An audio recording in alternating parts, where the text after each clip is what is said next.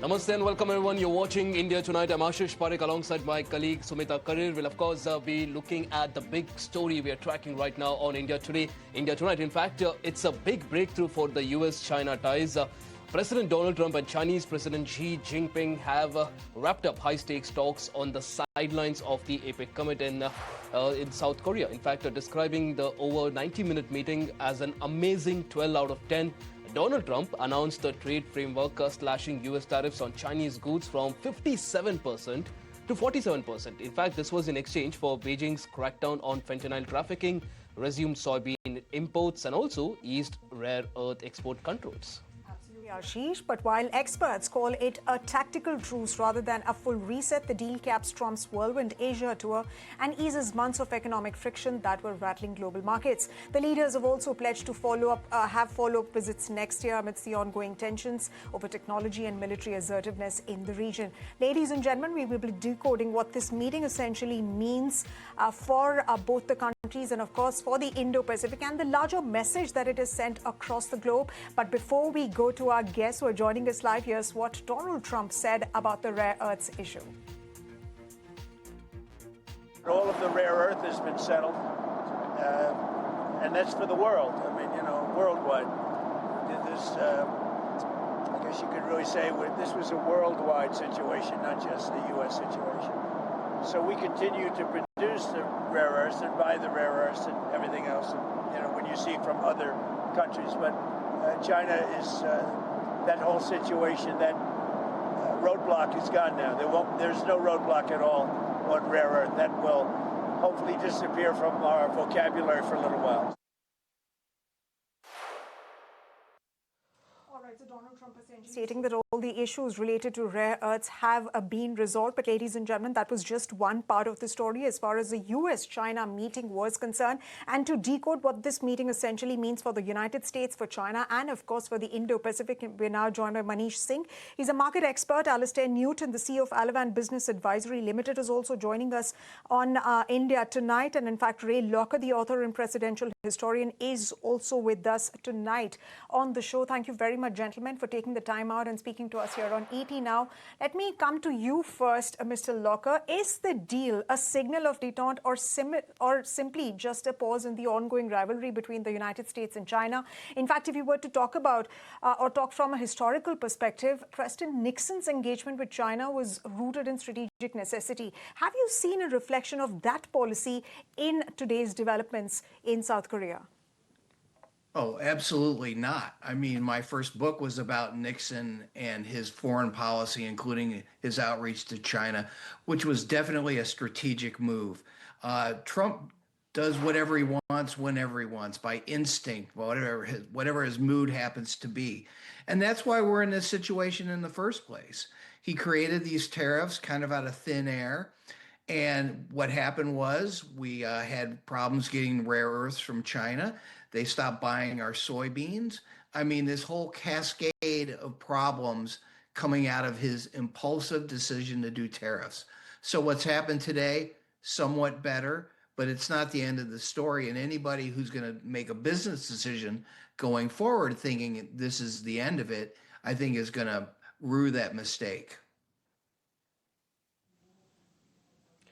Absolutely. Mr. Locker, a very interesting point that you made, that this is not the end of the story. There's more in line. We'll, of course, see a lot of this playing out in the future as well.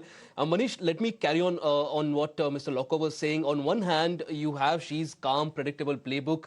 And on the other hand, you have Trump's outspoken ad hocism. Somehow today, regardless of what happens in the future, they seem to have found a middle ground, at least for now. What's the biggest takeaway for India from this?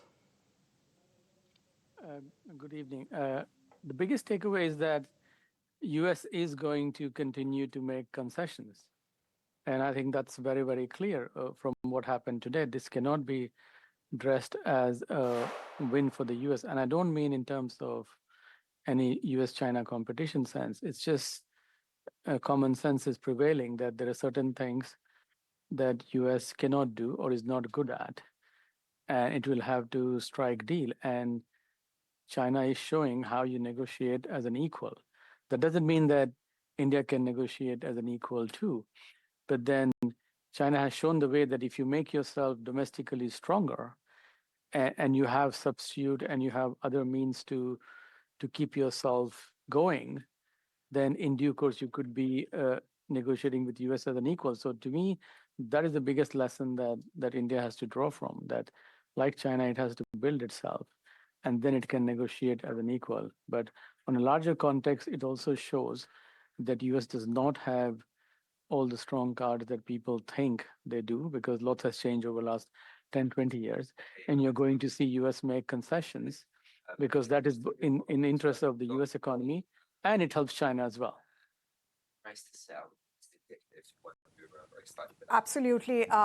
Point well made, Mr. Singh. But let me come to you, Mr. Newton. Given that the United States has chosen mostly to address key concerns without actually arriving at a wholesome deal with China, is this a template which could also be followed for India as well, wherein the United States and India will address the immediate key concerns and perhaps strike or strive for a larger deal later on in the coming few months? I think we need to be very careful about reading across from China's negotiations with the US to any other country's negotiations with the US, for the very simple reason that China does, as other speakers have already suggested, have a strong grip on a particularly important choke point, i.e. Strategic minerals. And certainly we will continue to see China exploiting that choke point in the future if it feels it needs to. We should not assume that the rare earth issue is out of the way in the way that Mr. Trump is predicting. There's still a lot of licensing criteria in place, which predated China's threat to escalate its licensing. And China will use this again if it feels it has to.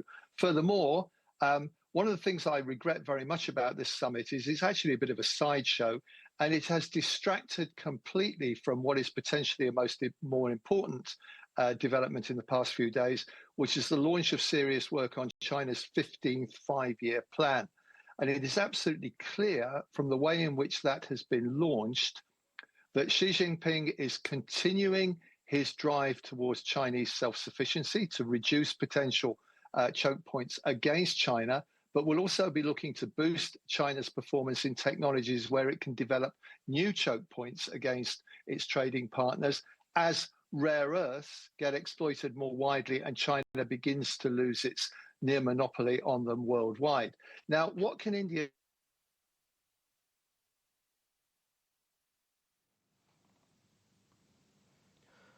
All right, we seem to have some issue there with Mr. Newton's network. Mr. Locker, you just heard Mr. Newton there make a very interesting point that it's very difficult for us to make any assumptions out of the sort of discussions that have happened between US and China, given the fact that China has some very important choke points, chokeholds that not a lot of other countries have when it comes to the discussion table with the US. But interestingly, the larger picture is, does this meeting now show that even though the great power competition between the US and China is still alive, it is still negotiable? Even though Donald Trump shows off to the world that he's pushy, he's a tough negotiator, he is ready to make concessions if the right bargain is struck. Well, is he a tough negotiator? I don't think so. I mean, he got rolled, and the rest of the world knows it, okay? I mean, he's been living off this art of the deal mythology since 1987 when he had this book come out under his name that he didn't write. He's allegedly this great deal maker, but he's not. And it happens over and over and over again. Oh, Trump, art of the deal. And look, he goes there, he does his sideshow thing with Xi, and he gets his pocket picked because he started a fight that he couldn't win. Now, if you read this column yesterday by Nicholas Kristof in the New York Times, lays it out perfectly. Kristof's a China expert. He knows the country. He knows all about Xi, and he's seen Trump in action, and says, now Xi and any world leader who's paying attention knows that they can play Trump. Right, Mr. Loper, let me ask a follow-up question on this. Given the fact we're talking about Trump always chickens out, the taco phenomena, which has been talked about ever since Donald Trump came to power, and of course the kind of instances that he exhibited. The main point that Donald Trump has brought about in these past few months has been Russian oil purchases by China and of course India. But today's meeting, if you see, that biggest concern, that was not even discussed. How does that then impact the United States' leverage in deals to come, whether it is peace deals or trade deals? Well, I think anybody who's paying attention has seen what happens. Yes, the whole taco phenomenon. He does all these impulsive tariffs at the beginning of April. The markets tanked. He reacted by rolling a lot of them back. I mean, he just put an extra tariff on Canada because he didn't like an advertisement somebody ran on TV that was actually the truth. So it's not an emergency. It's not an economic emergency that's driving this. It's all impulse and whatever he feels like doing. And any country in the world that's paying attention, you saw it in Japan, where the new prime minister was currying favor with him, flattering him, knows how to play this guy. And if you don't know how to play this guy, you haven't been paying attention. And so none of this Russian oil stuff came up in this meeting with China. I don't expect it will anytime soon. Trump may revisit it somewhere in a post on Truth Social, but it's anyone's guess what he's going to do. Absolutely. In fact, let me take this question across to Manish Singh as well in a different way. Manish, does this US-China thaw, or at least what they're trying to show to the world, does this make it harder for India as well to attract supply chain investments? Because India, of course, has been benefiting from all the diversification away from China. So with now China and US seemingly getting closer and back on track again, does it make it harder for India? Well, that's a very good question, and I think that it may as well turn out to be true, because if you look at the reason why the U.S. companies or the West withdrew from China, it was because of this oncoming war or oncoming tariff war and everything that was said, and this happened in Trump's first term. And look what has happened over the last 8 years or 9 years now, or maybe 7 years since the first tariff was started. It is very clear that US cannot win that. So if that's the case, and if you see these things coming back by way of either investments, closer cooperation, I mean, there is never going to be one big deal. I mean, one big deal was never on table. It is not on table. It's never going to happen. You're going to have the short-term deals, the kind that we saw yesterday, which I call subscription diplomacy, because you have 12-month deal which can be renewed, terms can be changed. It can come up for renewal before the expiry of the term. What we all can take from this is that US just does not have the strong hand that Trump or anyone else has been saying. And over the last 10, 20 years, the way the US companies have carried on their business of moving production offshore, and the way China has made itself extremely good at what it does, that means that US will have to back down and make concessions. The good thing is that if this becomes the base case, that concessions are going to happen and deals are going to get struck, then that's very good news for emerging market, particularly for China and other nations as well. And if this leads to more trade, then that's good news for everyone, including India. So the key things to watch out is what happens to input cost to the US manufacturing. And that's where the key thing. If that goes down, global trade increases, that's good for everyone. Right, Mr. Singh. In fact, subscription diplomacy, that's a very interesting term that you've used, and remains to be seen whether the same playbook will be deployed for other countries as well, with whom Donald Trump is looking at striking a deal, given that a full-fledged deal in most cases is not possible due to the multiplicity of tariff lines. But let me ask you a follow-up question, since you spoke about the markets, and of course we're seeing the market reaction come in. As of now, the investors are not really very impressed. There was no major outcome of that meeting. But when we speak about FIIs, data has suggested that FIIs have pulled out 1.9 lakh crores in 2025 from India. What is the impact that this deal is going to have in terms of, how monies move in emerging markets? So if we look at the Fed decision from yesterday or Wednesday, that tells you that Fed has not made up its mind where the rates are. And that has caused a small concern, not a big concern in the market. My belief is that Fed is still going to cut rates in December.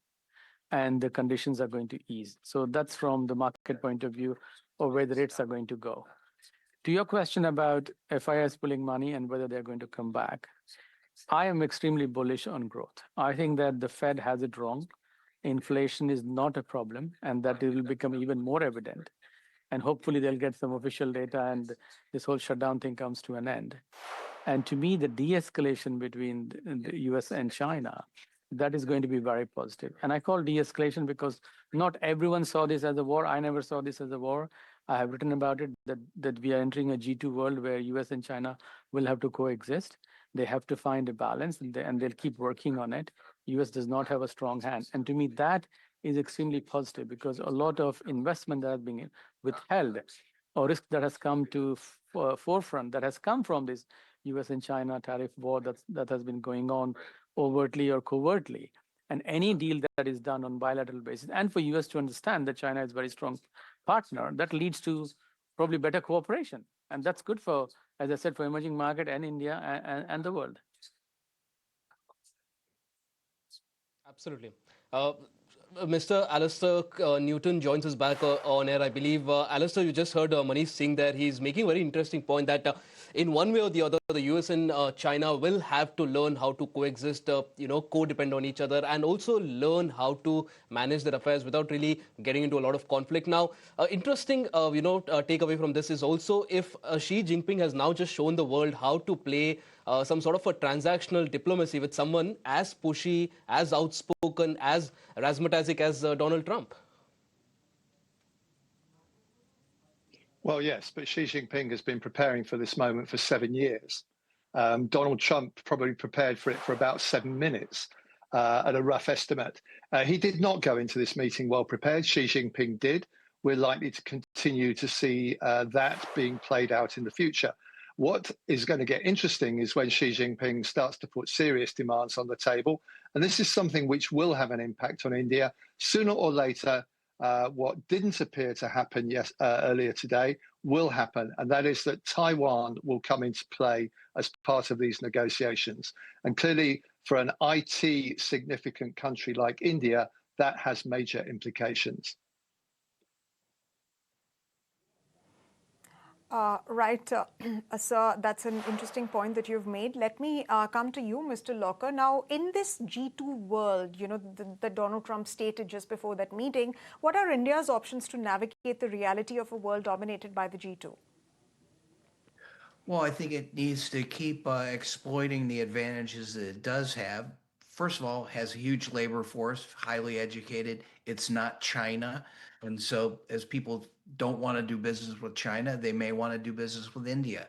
I think it should stay firm in what it's trying to do vis-a-vis the United States, not give in to whatever impulse Trump has, and continue to play to its strengths. I mean, we've seen it over the last 30 some years that India and the United States, have stronger and stronger ties. I don't think that's going to change. I think it'll only get better once Trump's not there. And I think India needs to just stick with what it's been trying to do.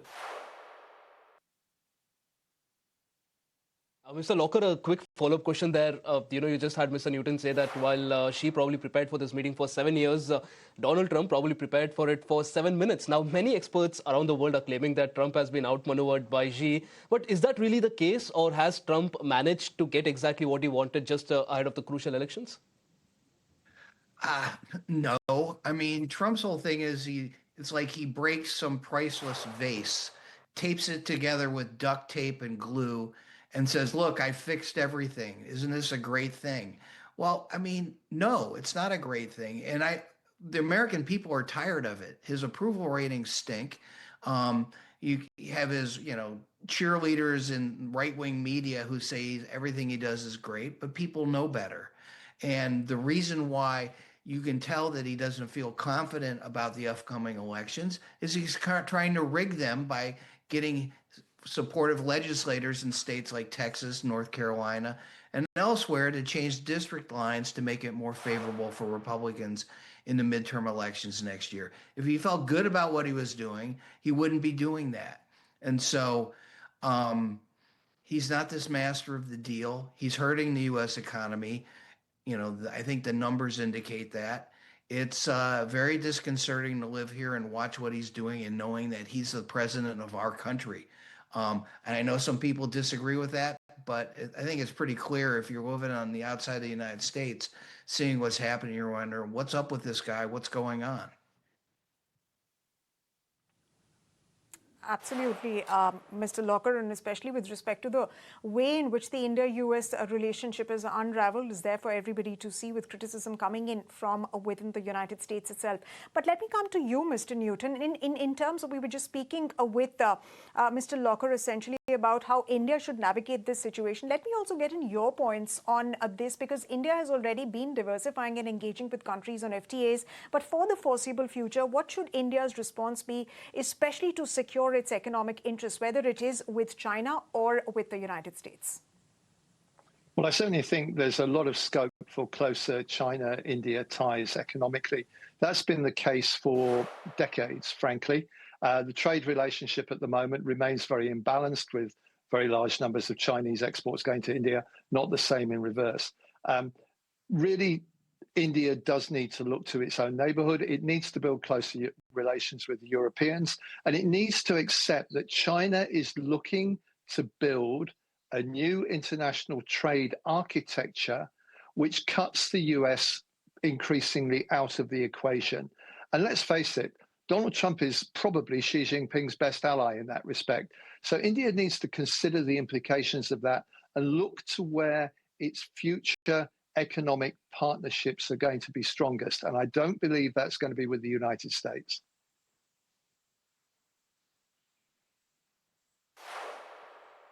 Obvious natural follow-up question that I have in this regard is, again, we've seen everything that's happened. Donald Trump came out and said that out of on a scale of 1 to 10, he rates this meeting 12.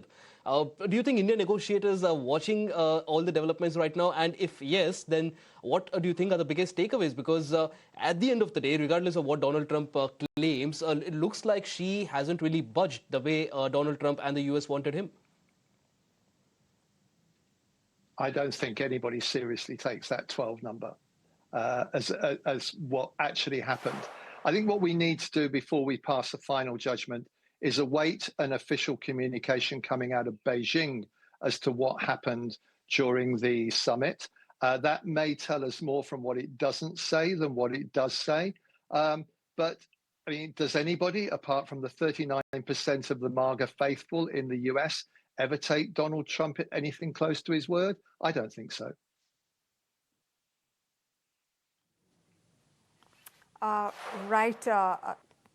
Right, Mr. Newton. Let me come to you, Mr. Singh, in terms of the markets and, of course, investors. When we talk about this, meeting today, how are investors looking at how credible is the Chinese commitment side of the deal, given the past patterns of negotiations and the lack of follow-through that we have seen from the Chinese side? And now we're given to understand, of course, from what Donald Trump stated, that there's been a negotiating time of 1 year. That means that the negotiations will happen after a year as far as the rare earths issue is concerned. How are investors looking at that?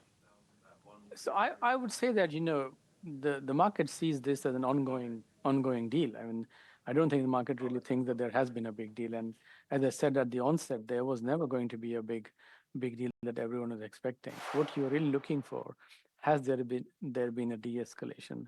Has the path been set to discuss things and agree in the future? And that's what has happened. So what has it done to the market is that the risk which had built up because of deadlines coming up in November, that has gone away, even if it's for 3 months or 6 months. But to me, the bigger picture is that it is very evident that the US just does not have a strong hand. And it's not because of, Trump is doing something wrong, or he does what he can do best. But I think US, even before Trump, had lost a lot of initiative. And this is just becoming obvious that with the start of the tariff war, a lot of unsaid things and things that people believed US is strong at was never the case, has become just in front for everyone to see, and it's become very obvious now. And that is the path that everyone is going on to. And China keeps its side of the bargain, in the sense that what it says it wants to do and it does, it goes ahead and implements. But Chinese side is very prepared. I mean, make no mistake. I mean, they are experts. They have been expecting this to happen. When the first time the tariff war started, they went back and they started preparing for it. And 7 years hence, they are winning. And that's the obvious thing that we are seeing. So the market is just seeing that, okay, there's not going to be any 50, 100% tariff war like we saw the ridiculous numbers in April. If that happens, then it's risk off, because a lot of people do operate on margin, they take leverage, and they want to be on the side. That is not the case. So the de-escalation is the good news. So I don't see market sell-off, and any concessions and more concession that may not be obvious on the screen but comes in a statement, that probably will help the market. And I think more concessions have been made. Absolutely. In fact, Mr. Manish, Alison Newton and Ray Locker, it's been an absolute pleasure speaking to you about this. Of course, Donald Trump has come out and made very big claims. He's given out numbers as well about how the meeting went, but the reality of it will only be clearer, like Mr. Newton said, once the Chinese side also comes out with their explanation about what happened and what did not happen, more importantly.